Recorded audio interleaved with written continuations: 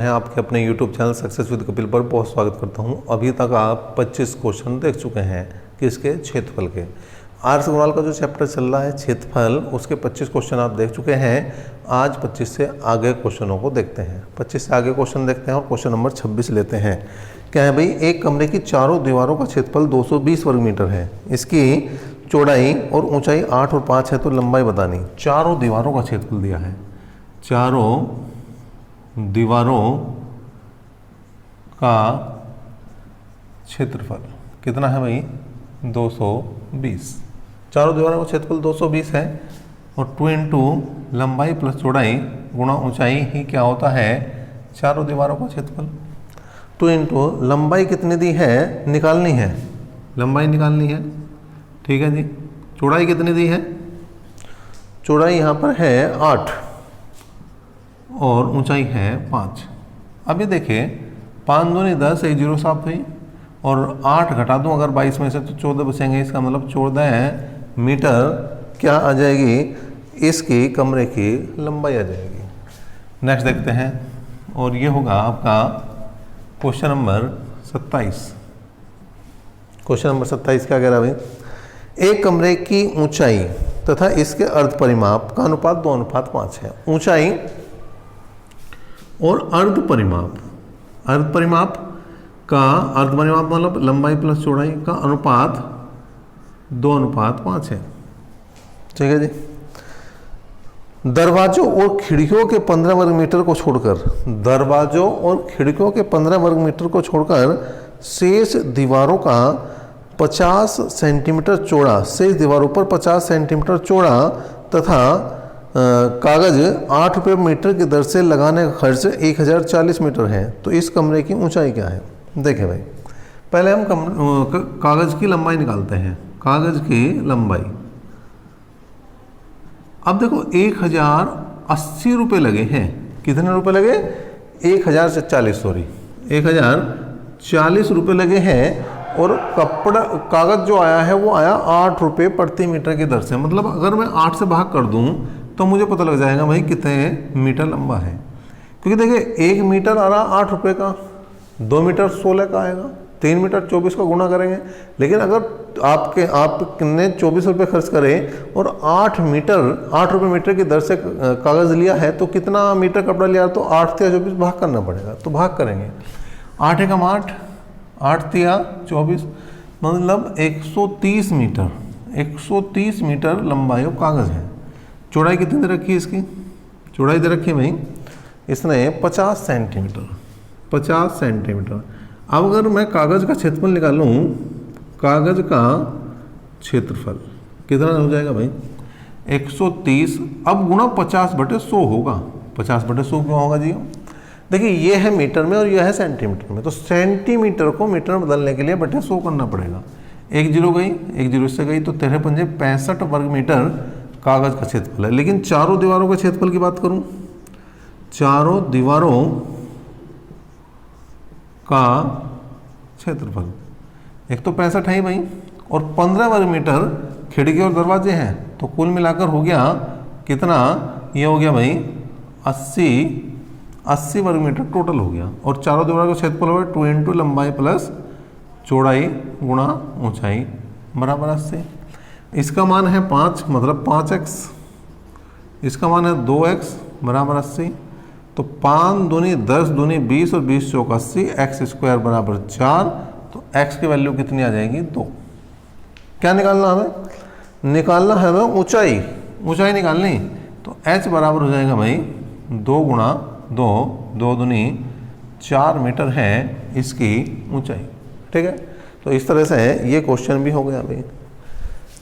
Next देखते हैं question number 28 की बात करते हैं। क्वेश्चन नंबर 28 की बात करते हैं। अच्छा, कई बच्चों को तो जैसे 2-4 लाइन लिख देते हैं तो ऐसा लगता है बहुत बड़ा हो गया भाई, क्वेश्चन बहुत बड़ा हो गया, अब शॉर्टकट चाहिए।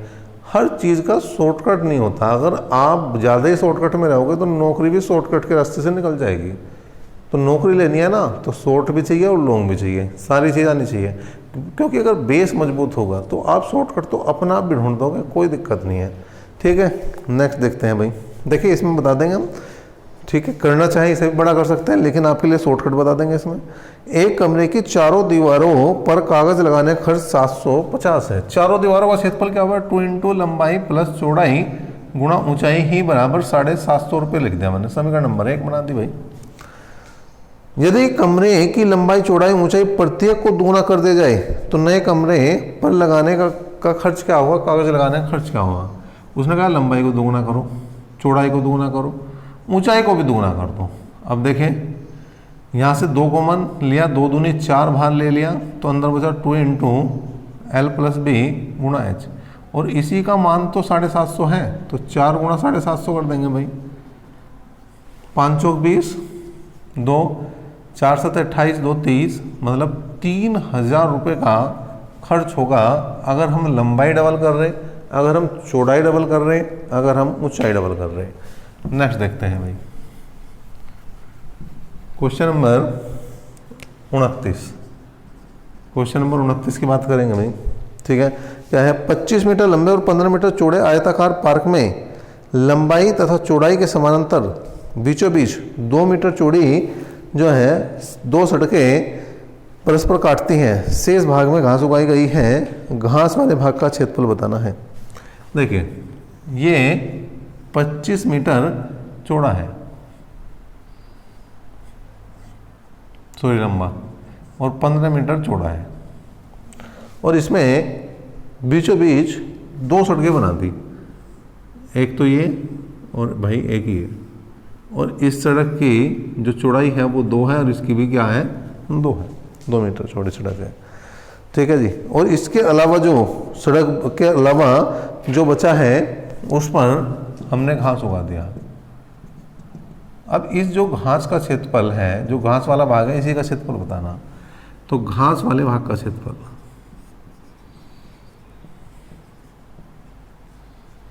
पहले कुल क्षेत्रफल ले लो जी, 25 गुणा 15, ये तो टोटली क्षेत्रफल है हमारे पास, माइनस सड़क का क्षेत्रफल कर दो। अब अगर मैं इसकी बात करूं तो लंबाई तो 25 और चौड़ाई इसकी 2 है, तो 25 गुणा 2। अगर मैं इसकी बात करूं तो लंबाई इसकी 15 काम करेगी और चौड़ाई करेगी 2 काम।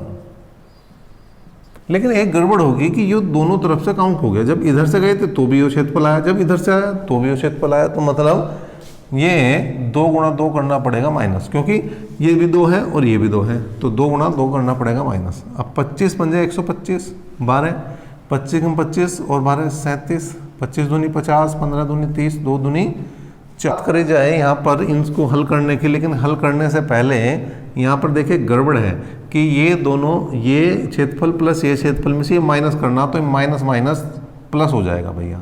तो कुल मिलाकर ये हो जाएगा 379 माइनस 80 इज इक्वल टू 299 वर्ग मीटर। ये आ जाएगा इसका घास वाले भाग का क्षेत्रफल। नेक्स्ट देखते हैं, क्वेश्चन नंबर 30 की बात कर लेते हैं भाई। क्वेश्चन नंबर 30 में देखते हैं भाई क्या है। 30वां क्वेश्चन है, एक 38 मीटर लंबे 32 मीटर चौड़े आयताकार क्षेत्र के अंदर की ओर चारों ओर एक समान चौड़ाई का रास्ता बनाया गया है। यदि रास्ते का क्षेत्रफल 600 वर्ग मीटर है तो रास्ते की चौड़ाई बतानी है। देखिए रास्ते का क्षेत्रफल दे रखा है 600x इंटू लंबाई प्लस चौड़ाई, अगर अंदर की ओर है तो माइनस और बाहर की ओर है तो प्लस 2x बराबर 600। 2 से काट दिया हमने, 300 आया भाई। x का मान निकालना है, लंबाई 38 है, चौड़ाई 32 है, माइनस 2x बराबर 300 है। मतलब x इंटू या 70 माइनस 2x बराबर आ गया 300। मतलब 2 कॉमन ले लेंगे भाई, 2 कॉमन लिया तो 35 माइनस x बराबर 30, कुल मिलाकर ये रह गया 150। अब एक तरीका तो है कि हम इस समीकरण को संतुष्ट कर लें, एक ये है कि वैल्यू पुट करके देख लें। अच्छा x की वैल्यू अगर मैं 5 रख दूँ यहाँ पर, तो 5 इंटू 35 में 5 गए 30 और इधर 150, तो इसका मतलब बिल्कुल सही है। तो x की वैल्यू कितनी आ गई भाई 5, मतलब रास्ते की चौड़ाई कितनी है 5 मीटर है। 32 क्या है, 15 मीटर लंबे और कमरे में 75 सेंटीमीटर चौड़ी दरी बिछाने का खर्च 50 रुपये मीटर की दर से 6000 रुपये है, तो कमरे की चौड़ाई क्या है। ठीक है, तो यहाँ पर दरी की लंबाई और निकाल लो भाई, वो आ जाएगी 6000/50। अभी थोड़ी देर पहले भी एक क्वेश्चन आया था, तो उसमें भी इस टाइप का ही था। वहाँ पर अगर लंबाई निकालनी थी तो 1040 को भाग किया था हमने 8 से, तो 5 से काट देंगे भैया। 120 मीटर लंबा जो दरा है, ठीक है, दरे की लंबाई 120 मीटर है और चौड़ाई 75 सेंटीमीटर मतलब बटे 100। अब यहाँ पर 15 मीटर लंबा कमरा है, चौड़ाई बतानी है। तो देखिए भाई क्या करेंगे, 15 पंजे 75, 5 दूनी 10 और 20 छिक्का 120। इसका मतलब जो चौड़ाई है वो कितनी है, 6 मीटर है। जो कमरे की चौड़ाई है वो कितनी है, 6 मीटर है। नेक्स्ट देखते हैं भाई, और ये होगा आपका क्वेश्चन नंबर 32। 32वां क्वेश्चन क्या है, एक शामपट की लंबाई उसकी चौड़ाई से 8 सेंटीमीटर अधिक है। यदि लंबाई में 7 सेंटीमीटर की वृद्धि कर दें और चौड़ाई में 4 सेंटीमीटर की कमी कर दें तो क्षेत्रफल अपरिवर्तित रहता है। तो यहाँ पर शामपट की लंबाई हमें बतानी है। क्या बतानी है भाई, शामपट की लंबाई बतानी है। देखिए 2 चीज़ दी गई है उसने कहा शामपट की लंबाई उसकी चौड़ाई से 8 सेंटीमीटर अधिक है। चौड़ाई x है तो लंबाई x + 8 होगी। अब दूसरी चीज़ क्या कहा उसने, लंबाई में 7 सेंटीमीटर की वृद्धि कर दो। x + 8 तो पहले ही है, तो 7 की वृद्धि कर दो मतलब 15, x + 15 हो जाएगी। और चौड़ाई में 4 सेंटीमीटर की कमी, ये हो जाएगी x - 4। तो अपरिवर्तित है, मतलब दोनों क्षेत्रफल बराबर हैं। और जब क्षेत्रफल बराबर है तो यहाँ पर हमें वैल्यू x की निकालनी है। निकालने के बाद निकालनी है लंबाई, मतलब x + 8 की वैल्यू बतानी है। तो मल्टीप्लाई कर दो भाई, x² + 8x, x², 15 में 4 गए 11x, 15 चौका 60, ये कैंसिल हुआ। 11 में 60 गए 3x बराबर 60, तो x की वैल्यू 20। मतलब अगर लंबाई पूछ ले तो 20 है, लेकिन उसने चौड़ाई पूछ ले तो 20 है, लंबाई पूछ ली तो x + 8 मतलब 20 और 8 28 मीटर इसकी क्या हो जाएगी भाई, लंबाई हो जाएगी। नेक्स्ट देखते हैं क्वेश्चन नंबर 33 की तरफ चलते हैं। 33वां क्वेश्चन क्या है, क्वेश्चन नंबर 33वां है भाई, 1008 मीटर लंबे आयत का क्षेत्रफल उस वर्ग के क्षेत्रफल के बराबर है जिसकी प्रत्येक भुजा 72 मीटर लंबी है। आयत की चौड़ाई क्या है। देखो 108 मीटर लंबा एक आयत है, उसका क्षेत्रफल 72 मीटर लंबे एक वर्ग के क्षेत्रफल के बराबर है। तो आयत की चौड़ाई क्या है, आयत की चौड़ाई देखनी, जबकि वर्ग का क्षेत्रफल होता है भुजा स्क्वायर, मतलब 2 बार लिख देंगे 72। अब 36 दूनी 72, 36 तिया 108, 3 से काट देंगे 24 तिया 72, तो b का मान आ गया, मतलब चौड़ाई आ गई 24 दूनी 48 मीटर। क्वेश्चन नंबर 34 देख लेते हैं साथ साथ। एक आयत का क्षेत्रफल 360 वर्ग सेंटीमीटर है जो एक वर्ग के क्षेत्रफल का 90% है। पर वर्ग की प्रत्येक भुजा बतानी, ठीक है जी। तो 90% बराबर है 360 के, 100% बराबर वर्ग का क्षेत्रफल कितना जाएगा 0, 9 चौक 36, तो वर्ग का क्षेत्रफल कितना हो गया भाई 400। अगर वर्ग का क्षेत्रफल 400 है तो भुजा कितनी होगी, ये होगा भाई भुजा स्क्वायर बराबर 400, मतलब भुजा कुल मिलाकर आई 20 सेंटीमीटर या मीटर। ये देख लो, सॉरी मीटर है भैया, मतलब मात्रक आप थोड़ा सा देख लें क्वेश्चन के हिसाब से। अगर मीटर है तो मीटर में दें, सेंटीमीटर है तो सेंटीमीटर में दें, ठीक है। नेक्स्ट देखते हैं क्वेश्चन नंबर 35। क्वेश्चन नंबर 35 की बात कर लेते हैं भाई। क्या है क्वेश्चन नंबर 35, किसी वर्ग के क्षेत्रफल तथा वर्ग के विकर्ण पर बने वर्ग के क्षेत्रफल का अनुपात क्या होगा। देखिए वर्ग का क्षेत्रफल और वर्ग का विकर्ण, अगर वर्ग की भुजा 1 है तो विकर्ण होगा √2, बस इन्हीं का अनुपात देखना भाई, ठीक है। इसी पर आधारित देख लो जी, वर्ग का क्षेत्रफल मतलब 1 स्क्वायर और विकर्ण पर बने वर्ग का क्षेत्रफल, ये विकर्ण पर जो बनेगा वर्ग उसका क्षेत्रफल हो जाएगा √2 का वर्ग, मतलब 1:2 आंसर बन जाएगा, ठीक है जी। क्वेश्चन नंबर 36 भी देखिए इसी पर डिपेंड है। क्वेश्चन नंबर 36 भी इसी पर डिपेंड है। कैसे, उसने कहा एक वर्ग के अंतःवृत्त तथा परिवृत्त के क्षेत्रफलों का अनुपात बताना है। अंतःवृत्त, जब अंतःवृत्त बनता है जब अंतःवृत्त बनता है तो जो उसकी भुजा होगी वो उसका व्यास का काम करेगी, और जब परिवृत्त बनता है तो जो उसका विकर्ण होगा वो व्यास का काम करेगा। मतलब बिल्कुल सेम है, बिल्कुल सेम है कि अगर अंतःवृत्त की बात कर रहा तो आप 1 स्क्वायर करेंगे, और अगर परिवृत्त की बात कर रहा तो आप √2 स्क्वायर करेंगे, और अनुपात इसका भी 1:2